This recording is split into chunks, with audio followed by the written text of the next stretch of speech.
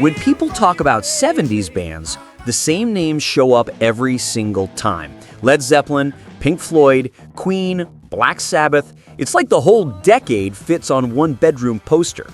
But while those giants were plastered across magazine covers, there was a second universe running in parallel. Bands that packed arenas, shaped famous musicians, earned rave reviews, and now barely show up on anyone's playlist. Some were swallowed by contracts, some by internal fights, others by pure bad luck. And the wild part is, if you love rock, you probably love the sound of bands that were directly built on what these forgotten acts created. That's why in this video, we are cracking open a file cabinet almost nobody checks. Instead of just listing obscure names, we're diving into 10 bands from the 70s that time pushed to the side and what really happened to each of them. From the group that became shorthand for a TV sketch to the Beatles' protégés who stumbled into a financial nightmare, every story here shares one thing. At some point, these people looked like they were one step away from eternity, and still, they almost vanished from the public imagination. So get ready to see rock's most mythologized decade from a different angle. Because behind the hits everybody knows, there's a whole soundtrack the world decided to forget. Number 10. Blue Oyster Cult.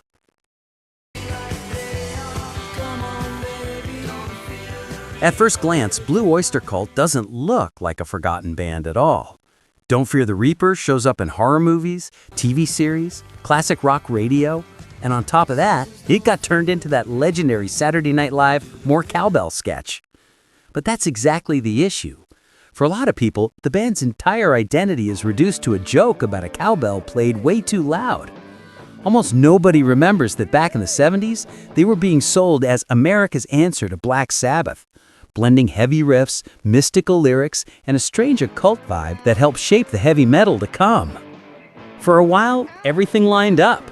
Albums like Agents of Fortune pushed them up the ladder, Reaper became a worldwide hit, Godzilla and Burnin' For You locked in permanent radio rotation. But as the years rolled on, big chunks of their story slipped out of view. The stylistic shifts, the less commercial records, the drop in sales, and eventually being dropped by their longtime label all nudged the name Blue Oyster Cult into a smaller and smaller corner. What was left? 3 heavily spun songs and a comedy sketch that rewrote their public image. The catalog is still there, massive, heavy, and inventive. It's just buried, for most listeners, under the echo of a crowd laughing at a cowbell. Number 9. Wishbone Ash.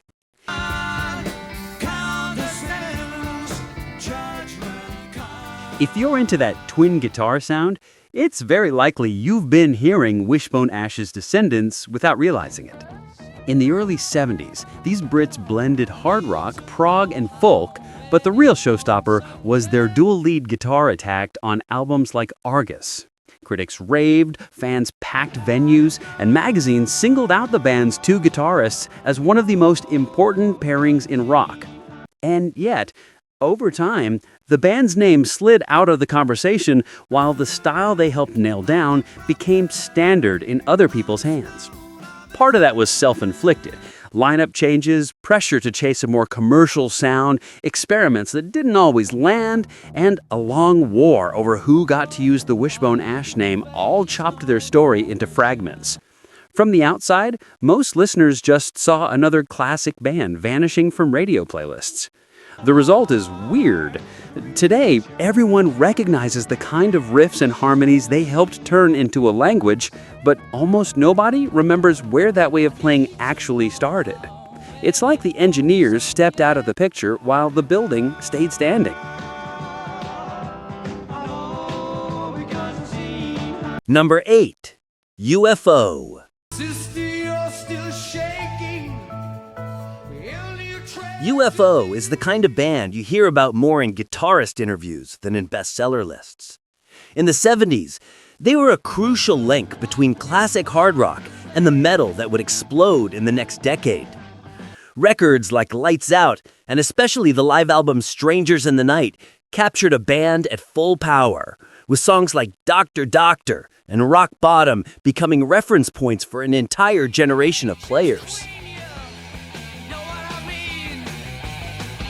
Meanwhile, to the general public, they were just one more loud guitar band with dramatic album covers. Behind the scenes, the story was much messier. The golden era with Michael Schenker produced solos people still study today. But it also came loaded with fights, exits, and returns that shattered the band's momentum. So when the new wave of metal hit at full speed, the ones who really cashed in were the bands that had listened to UFO, not UFO themselves. These days, their name survives in interviews, in shoutouts, in deep-cut playlists. For most listeners, though, they're just that old song buried on some compilation, a massive influence hidden behind the artists that followed. Number 7. Ambrosia.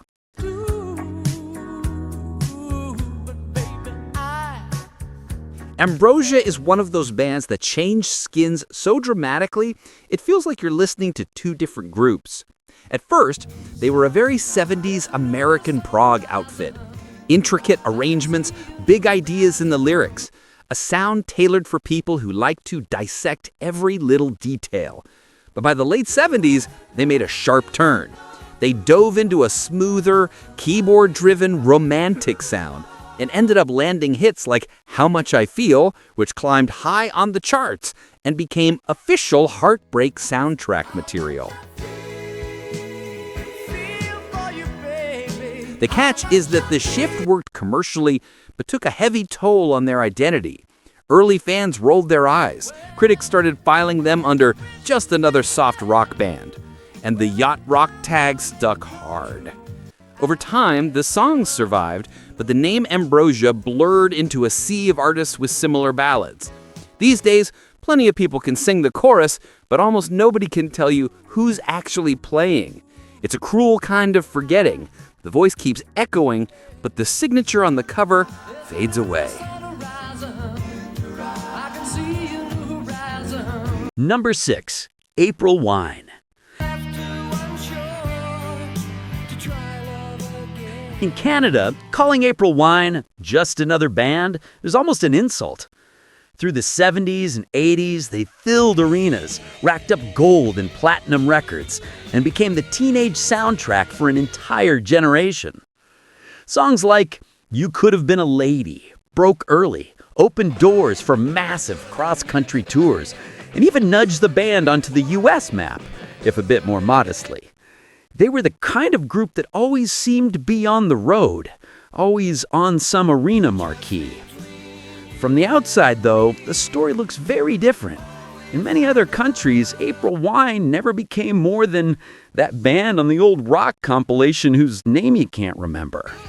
New trends, lineup ups and downs, and the natural fatigue of decades on tour slowly pushed them into a strange position. Giants within one territory, almost invisible everywhere else. Today, the people who know them tend to be diehard fans, but the broader public rarely connects the name to the number of hits they actually scored.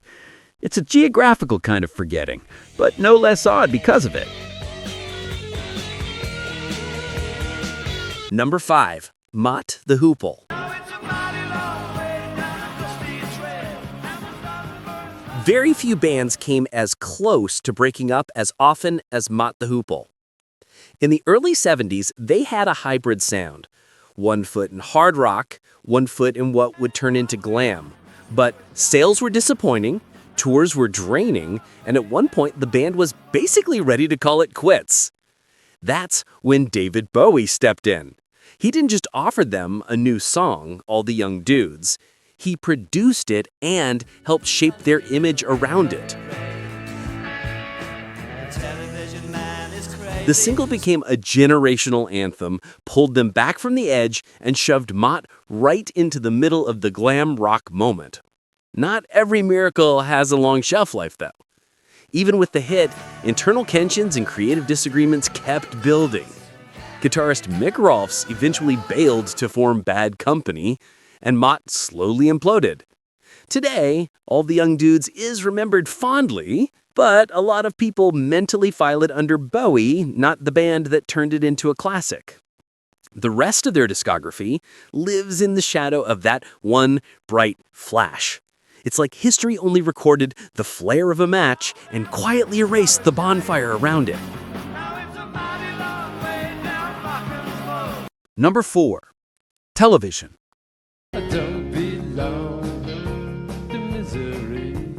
When people tell the story of New York punk, they name-check the Ramones, Blondie, Talking Heads. But before a lot of that, there was television, the band that convinced CBGB's owner to let weird groups take over his dead Sunday nights. They didn't sound like traditional punk. Long, tense guitar lines, cryptic lyrics, and an atmosphere that blended poetry with urban anxiety. When Marquee Moon finally came out in 1977, critics basically bowed down. The record landed on Best of the Decade lists and shaped bands for decades. And still sold so little, it didn't even crack the main US album chart. That contrast became their whole story. Artists and writers treated television as essential, while the general public barely knew how to say the name. Confusing tours, a market that had no idea where to shelve their sound, not punk, not prog, not radio rock, and burnout with their own local scene pushed the band to split after just 2 70s albums. The result is that television now feels like an elegant ghost, haunting the liner notes of bands that came later. The influence is everywhere, the name almost nowhere. Number 3. Flamin Groovies.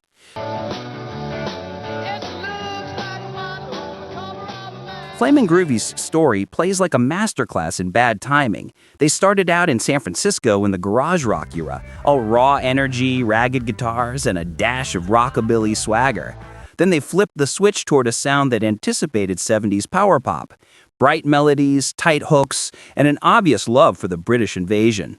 Albums like Teenage Head and Shake Some Action turned them into critic favorites and musician favorites, especially in Europe, where their sound fit perfectly between classic rock and the early rumblings of punk.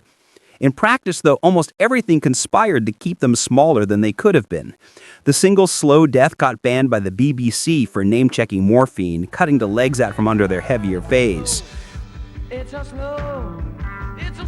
Label changes, poorly distributed releases, long, chaotic tours, and constant lineup reshuffles kept the band one step behind its own potential. By the time the world started catching up and calling Flamin Groovies a power pop pioneer, they had already turned into a cult name, admired by people who dig deep into rock history, ignored by almost everyone else. It's like the world finally discovered the movie after the credits that already rolled. Number 2, Big Star. Big Star might be the clearest proof that talent on its own guarantees absolutely nothing. In early 70s Memphis, Alex Chilton and Chris Bell built a band around jangly guitars, sweet harmonies, and a weird kind of melancholy. Something that sounds very familiar if you grew up on 80s and 90s alternative rock. Their first album, confidently titled #1 Record, drew breathless critical praise, with reviewers claiming practically every track could be a single. It looked like a blueprint for success. It looked. In reality, a string of backstage disasters stacked the deck against them. Label chaos, collapsed distribution deals, and a basic failure to get records into stores turned #1 Record into a success mostly on paper. Frustration, internal clashes, and Chris Bell's departure poisoned the atmosphere. The second album, Radio City, dazzled critics and flopped commercially. The third, released when the band was already more or less over, completed the cycle of classic ignored in real time. Only years later, when bands like REM and The Replacements started treating Big Star like scripture, did the wider world look back. Today, they're a cult myth, hugely influential, deeply revered, and still unknown to most people, like a letter mailed in 1971 that somehow didn't show up until decades later. Number 1. Badfinger.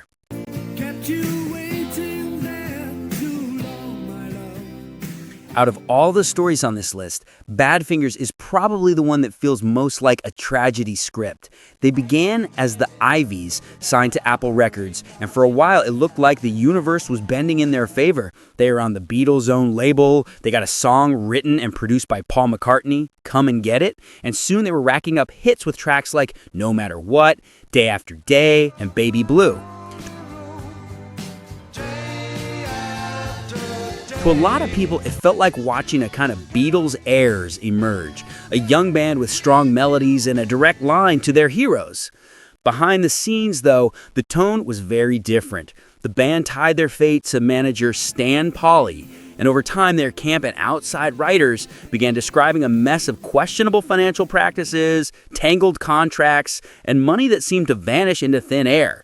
Frozen payments, legal battles with labels, and the feeling of having been betrayed by the person who was supposed to protect them put enormous pressure on the group. That emotional and financial strand grew so heavy that two key members, Pete Ham and Tom Evans, eventually took their own lives in separate years, leaving behind not just a brilliant catalog, but a dark warning about the colder side of the music business. Today, Badfinger is remembered for a handful of hits and a few high-profile syncs in modern TV shows, but the real story behind those songs is far heavier than most listeners ever realize. When we talk about forgotten 70s bands, it's easy to picture obscure names that never got anywhere. But these 10 stories paint a very different picture. A lot of these bands really were big. They filled arenas, sold serious numbers, and shaped the giants who now make every greatest of all time list. Others barely had a chance to see their own impact while they were active, becoming cult legends only decades later. What they all prove is that talent alone doesn't keep anyone at the top. You need timing, luck, halfway decent contracts, and sometimes even that still isn't enough.